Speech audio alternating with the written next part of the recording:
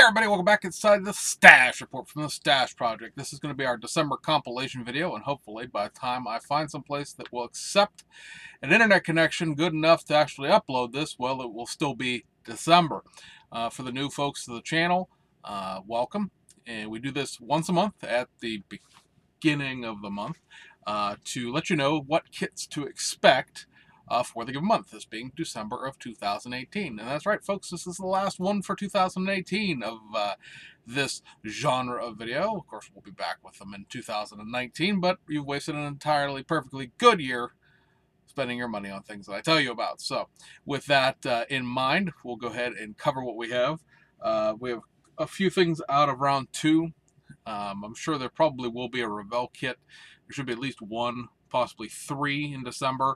Although it does look like the 2 newer kits, the modified reissue 69 Mustang, as well as the new tool Chevelle, are looking more like January releases than December releases, but I believe the reissue of the 64 Impala is supposed to come out in December still, so if that does come out with its new box art, we'll show it to you when it does. But in the meantime, the expected domestic kits for December are from MPC, the Rat Trap Vega, which is a little, it's an asphalt modified, but it has dirt tires. Apparently, from talking to some people about this, all of the modified kits that AMT and MPC did back in the day had backwards tires, meaning the asphalt modifieds had dirt tires and the dirt modifieds had slicks. Whatever. So obviously, you're not building a stock Vega out of this. It is very much a modified, as in like a NASCAR modified type of vehicle from back in the 70s.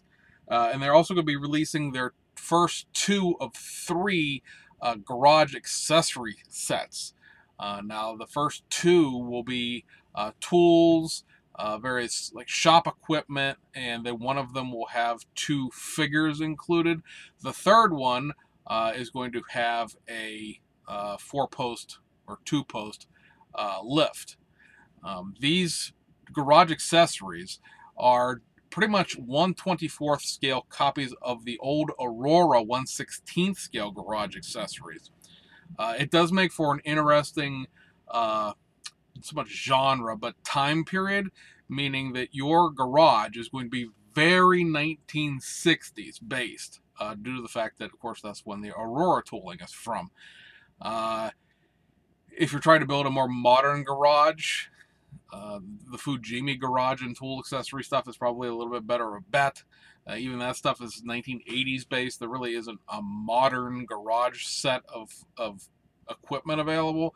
I realize that, not a whole heck of a lot has changed in terms of garage equipment from 1960 to 2018, but obviously things like diagnostic computers, tire balancers that are current and modern, and all sorts of things like that would be a problem, but this stuff is very, very 1960s based. One of the things that's listed in, I believe it's the first one without the figures, are sawhorses, except that when you look at them, they're like knee high.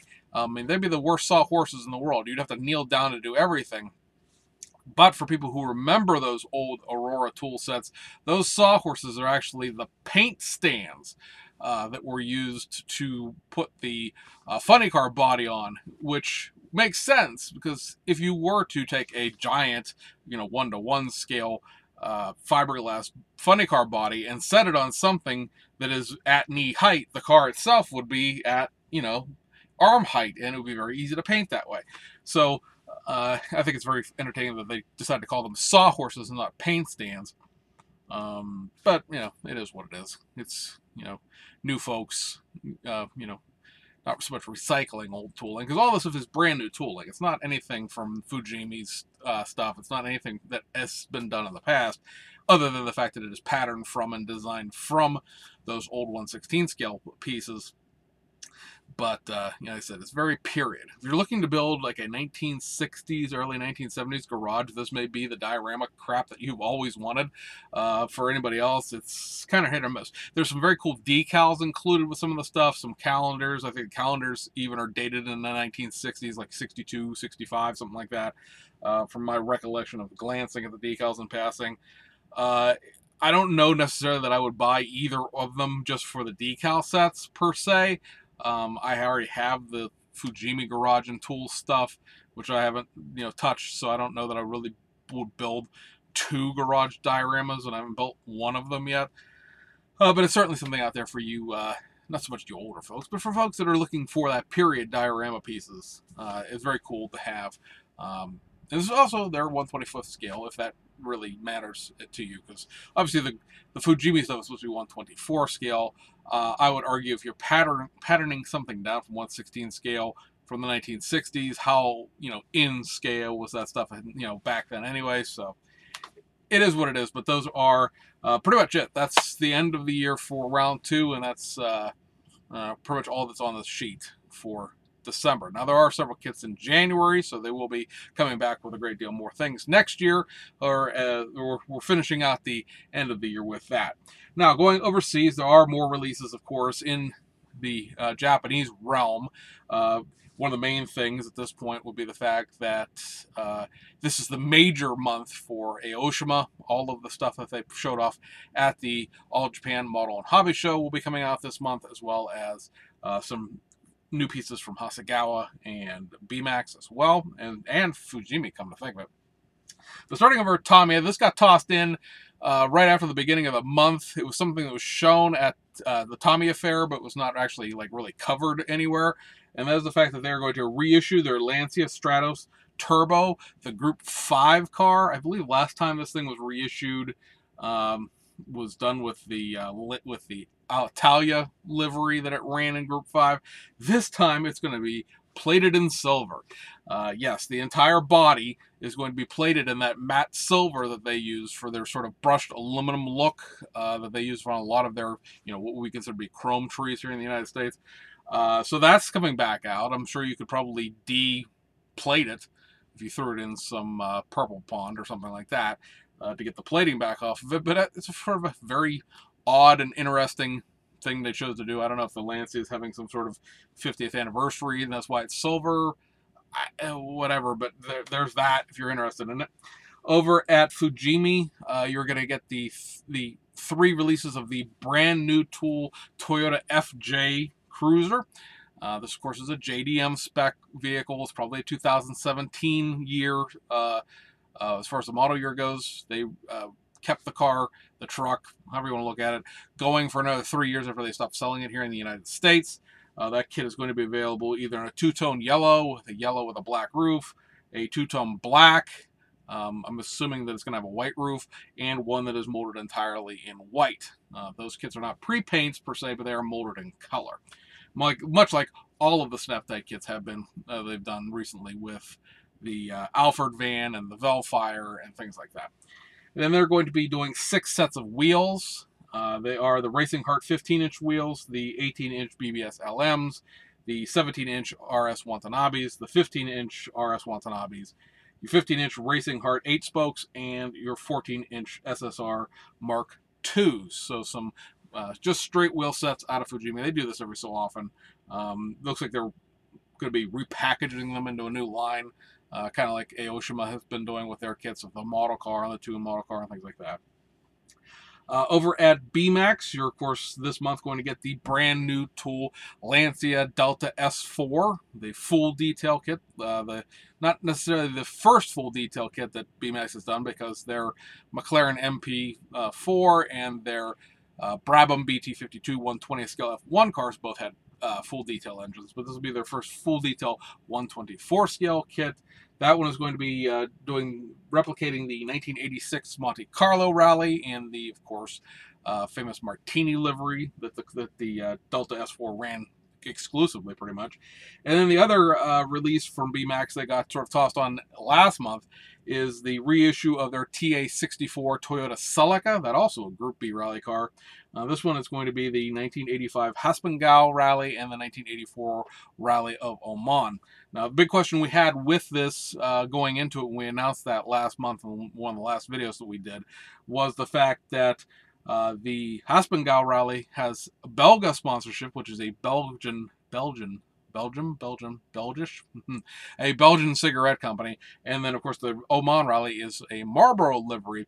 And what it looks like, since there is no specific photo etch set for this kit, the kit itself is going to be a combination of the tarmac car and the gravel car, basically be the tarmac body with the gravel suspension components. I'm not sure if the tarmac suspension is going to be in there too or not, but to make the Rally Oman car, it also has new wheels for that.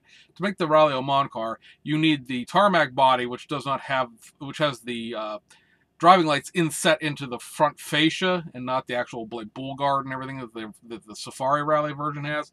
But it has to be on the gravel suspension because the Rally Oman was an off-road rally.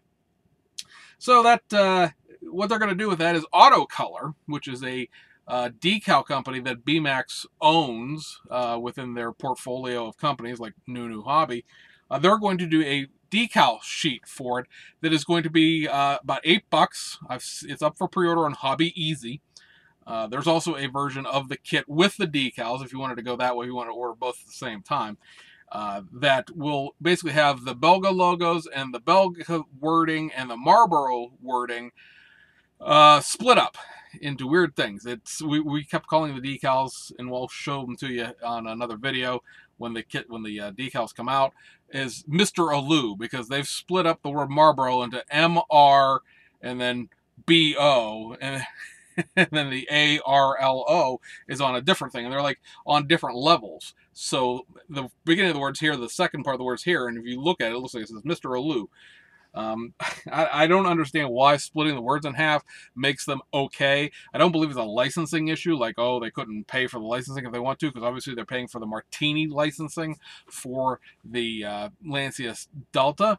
It is the question of course, the evils of tobacco.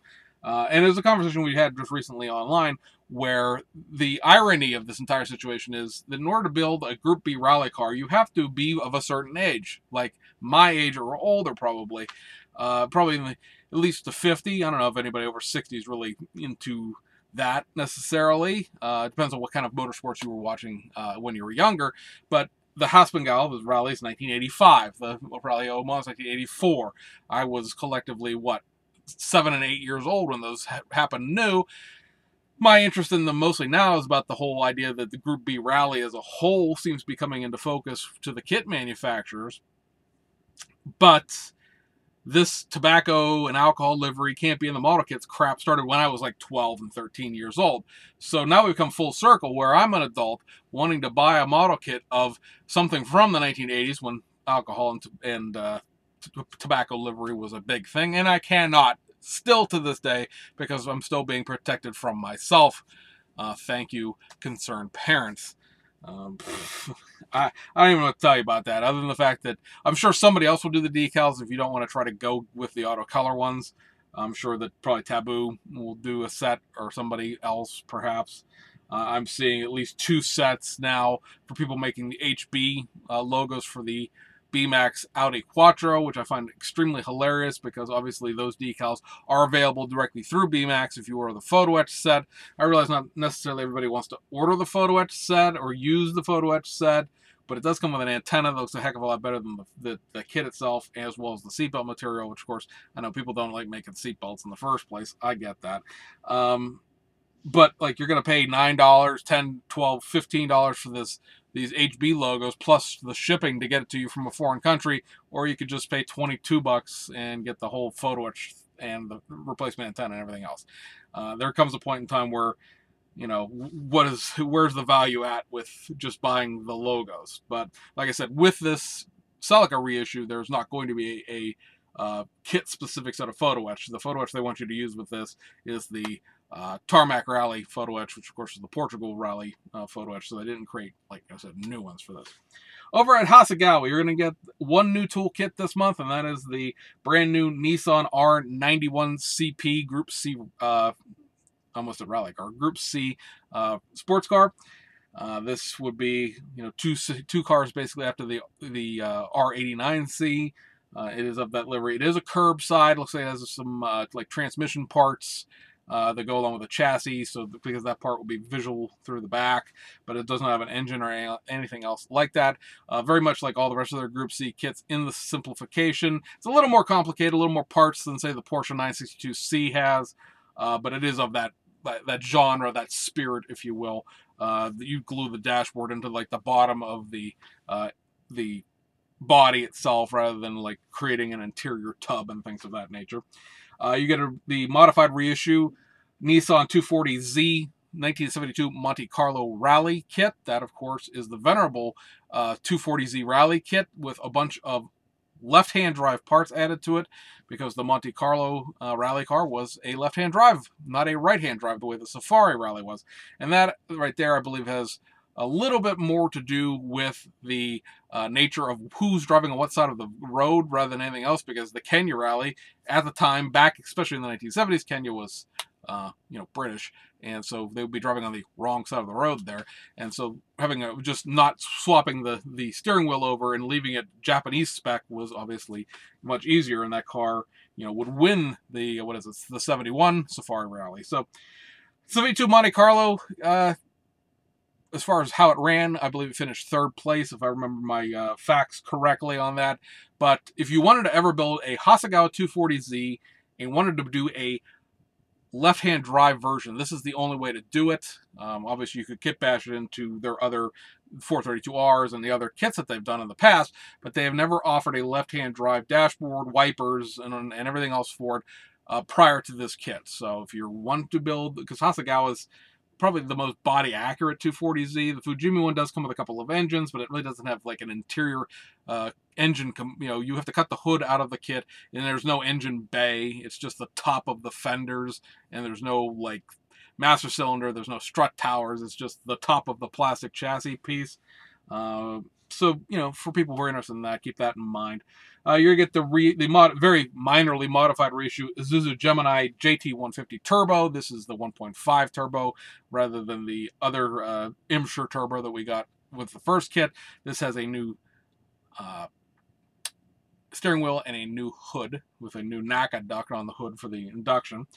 You also get a modified reissue of the Nissan R31 GTS Nismo edition. This is, of course, the street version of the R31 race car kit, the twin kits as they are.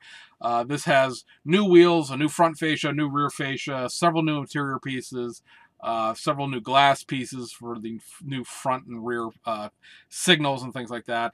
It represents one of the 1,000 of these that Nismo nominally built. Nismo didn't really build them the way they did like the Z-Tune, but they were Nismo, sponsored, if you will. Nismo, I guess Nismo technically built them, but they're not. They are not a wild car like the Z-Tune is. Let's put it that way. To celebrate the 30th anniversary of the Nissan Skyline back in 1987, that would have been 30 years after the Skyline name came into existence from the first Prince Skyline back in 1957. So that was a special car that was done in Japan. You're getting a reissue of the Ford Focus 2003 Finland Rally winner. Reissue of the 1966 Ford Thunderbird Lowrider. That, of course, is the Lowrider Type T. And then a reissue of the YHP sponsored Nissan R89C Japanese sports car prototype series kit. Over at Aoshima, you get reissues of two of the mobile gaming kits. A lot of people love these. One is the Game Center, and the other one is the Octopus Dumpling little food truck. On the More Grand Champions side of things, you're going to get a reissue of the Ken and Mary four-door Skyline, a reissue of the 430 generation Nissan Cedric, and a reissue of the C10 Skyline four-door Special, as well as a reissue of the 110 Nissan Gazelle Special, and that's actually what's special about that is it's a convertible. You're going to get a modified reissue of Aoshima's Mazda RX-7 FD3S. This is going to be Kayasuki Takahashi. I'm trying to talk too fast, but I don't want this video to last forever. My apologies. As a Project D Initial D vehicle, so there's going to be several new pieces added to this to make it specific to the Project D version of the comic.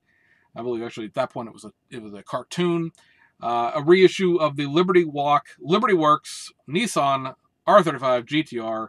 This is going to be the Type 2 Volume 1. So this is the Type 2 body kit put into the 2017 spec pieces that they just introduced in the most recent kit before this. And I guess we're just calling it version 1. So there are a number of new pieces here. All of the front splitters and rear splitters and all of those pieces and parts that were in the original version 2 have now been retooled. Or not retooled because that makes it sound like they're gone, but newly tooled to update the version 2 to 2017 spec. This will now be the 5th of one of these R35 GTRs, and I've said it before and I'll say it again, enough with the R35, so let's do something else as far as modern cars with the Liberty Walk tie-in before Hobby Design releases resin trans kits of all of them and takes every bit of your business away. There's also a photo etch set for that, which will be the first time there has been a photo etch set for the Liberty Walk kits, probably because, well, they're tired of Hobby Design stealing all of that money too, because Hobby Design has created photo etch sets for pretty much all of the previous Liberty Walk kits at this point, as far as the R35s go. And then we're going to get the modified reissue of the Lamborghini Huracan Performante. That has some new engine pieces, some new front and rear pieces, the new wing, the new wheels, as well as, of course, there being a separate photo etch set for that as well. Now, when we look at these pieces, as far as BMAX kits and Aoshima kits go, is determining whether or not we think they're really going to come out in the month that they're going to. I always look to see if I can find the finished box art. And at this point, I believe I have seen the finished box art for every single kit that is supposed to come out in December. I have seen the finished box art for the Celica. I've seen finished box art for the Lancia. Found finished box art for the Project D RX-7, for the next of one of the Liberty Walk kits, and the Performante Huracan. So I believe all of them are going to come out. Also, 2 other kits that are in the model car line that are being brought back for the first time in about 25 years or so are the 1968 MGB Mark II and the 1974 MGB Mark III. The Mark III itself has newly tooled wheels, so for the first time it's going to have accurate wheels included.